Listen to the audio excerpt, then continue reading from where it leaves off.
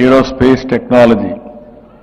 ఒకప్పుడు సెటిలైట్లన్నీ ఒక ప్లేస్లో లాంచ్ చేస్తే మన దగ్గర మనం చూసుకొని ఆనందపడేది పోయి ఇప్పుడు ప్రైవేట్ సెక్టర్లో స్పేస్ సిటీనే పెట్టి రేపటి నుంచి సెటిలైట్స్ అన్ని మనం తయారు చేసే పరిస్థితికి వస్తున్నాం.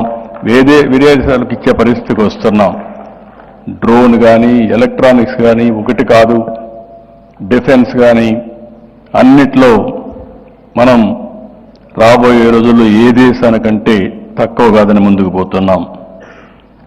అదేవిధంగా ఈరోజు అయితే ఇవన్నీ ఒక ఎత్తు అయితే ఈరోజు ఈ ఖాదీ సంత విజయవాడ, తిరుపతి, విశాఖ, రాజమండ్రి అన్ని జిల్లా కేంద్రాల్లో పెట్టారు. ఇక్కడ మనం అందరం గుర్తుపెట్టుకోవాల్సింది మన సంస్కృతిని మనం మర్చిపోకూడదు, మన వారసత్వాన్ని మనం మర్చిపోకూడదు. మన కళలు కానీ, ఆహార ఉత్పత్తులు కానీ, ఆట బొమ్మలు కానీ ఈరోజు నేను చూశాను, చాలా తీసుకొచ్చారు. రాష్ట్రంలో ప్రతి ప్రాంతం నాకు తెలుసు, తిరిగాను. కానీ ఈరోజు అన్ని ప్రాంతాల్లో తయారు చేసే అన్ని వస్తువులు తీసుకొచ్చి ఇక్కడ డెమాన్స్ట్రేషన్ పెట్టి ఒక స్ఫూర్తిని కలిగించినటువంటి మాధవ్ గారిని మరొక్కసారి మీ అందరి తరఫున అభినందిస్తున్నా. చేనేత, కలంకారీ చాలా పొందూరు మొదలుకొని ధర్మవరం వరకు అన్ని ప్రాంతాల నుంచి తీసుకొచ్చారు. కొండపల్లి, ఏటుకొప్పాక బొమ్మలు, అదే మరి ఆదిత్యానికి మారిపోయిన గోదావరి జిల్లా నుంచి కొబ్బరి ఉత్పత్తులు చాలా తీసుకొచ్చారు. ఇప్పుడే మనందరం చూస్తే ఒకప్పుడు పేపర్లో చదువుకునేవాళ్ళం, అగ్గెపెట్టెలో మన వాళ్ళు చీర తయారు చేసేవాళ్ళు పెట్టేవాళ్ళని.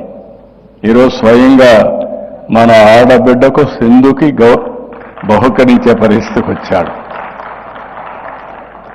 అంటే ఇలాంటివి మనం గుర్తుపెట్టుకోవాల్సింది, ఎక్కడికక్కడ మన సంస్కృతిని గుర్తుపెట్టుకుంటూనే ఈ కాంపిటేటివ్ వరల్డ్లో ప్రపంచాన్ని మనం యాచించే పరిస్థితి కాదు, శాసించే పరిస్థితి రావాలి. అదే నిజమైన స్వాతంత్రం అని చెప్పి కూడా నేను మీకు తెలియజేస్తున్నా. అందుకని ఈరోజు మనం చూసినప్పుడు be Indian, buy Indian products. 143 కోట్ల జనాభా, ఇది 165 కోట్లు పెరుగుతుంది. అప్పటికి చైనా 130 కోట్లు అవుతుంది. ఇంత పెద్ద మార్కెట్ ఉండే దేశం ప్రపంచంలో ఏదీ లేదు, ఒక్క భారతదేశమే. మొన్నటి వరకు జనాభా అనేది మనం పెద్ద లైబిలిటీ అనుకున్నాం, కాదు. ఈరోజు జనాభా అనేది అతిపెద్ద ఆస్తి, ఒక సంపద. ఈరోజు మన దేశంలో మీరు చూస్తే, మీరు ఏ దేశానికైనా వెళ్ళండి, అక్కడ హైయెస్ట్ పర్ క్యాపిటల్ ఇన్కమ్ ఎవరైతే సంపాదిస్తారని చూస్తే భారతీయులు ఉన్నారు. అందులో అగ్రస్థానంలో మన తెలుగు వాళ్ళు ఉన్నారు. నేను గర్వపడుతున్నా. We are not inferior to anybody in this world, we are much much superior.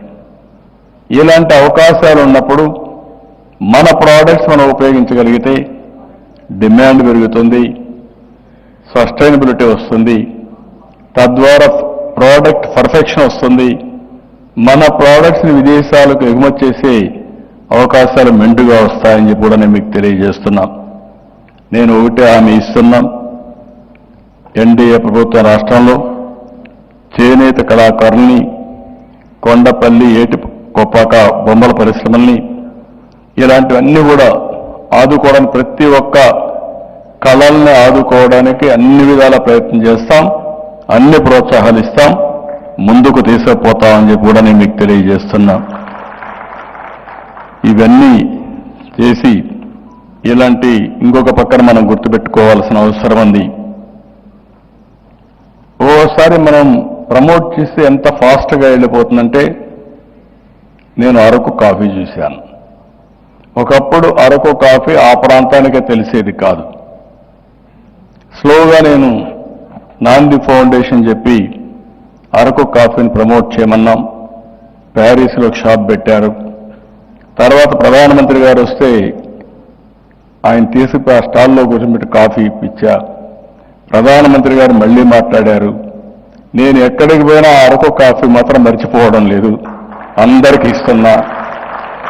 దీంతో ఒక గిరిజన ప్రాంతంలో పండించే అరకు కాఫీ ఈరోజు ప్రపంచంలో నెంబర్ 1 కాఫీగా తయారైందంటే దానికి కారణం ప్రోడక్ట్ చాలా మంచి ప్రోడక్ట్, ప్రమోషన్ కూడా అదే మరుగు చేయాల్సిన అవసరం ఉంది. అదేవిధంగా మనం చేశాం.